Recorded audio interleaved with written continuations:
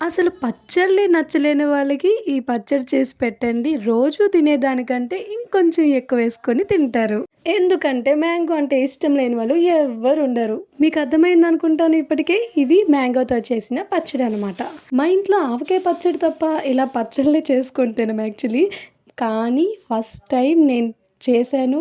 Taste మాత్రం అద్భుతంగా ఉంది. ఇక ప్రాసెస్‌కి వెళ్ళిపోదాం. తక్కువ ఇంగ్రీడియెంట్స్‌తో త్వరగా అయిపోయే రెసిపీ ఇది. తప్పకుండా మీరు ట్రై చేయాల్సిందే.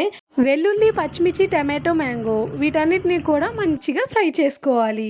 అండ్ నేను ఈ వీడియో చాలా కొత్తగా చేద్దామని చెప్పి ట్రై చేశాను.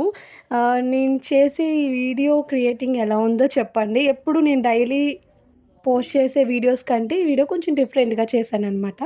చూసారు కదా ఆల్రెడీ నా స్టైల్ ఎలా ఉందో కమెంట్ చేయండి. అండ్ ఇది ట్రై చేసాక కూడా ఎలా అనిపించిందో కమెంట్ చేయండి.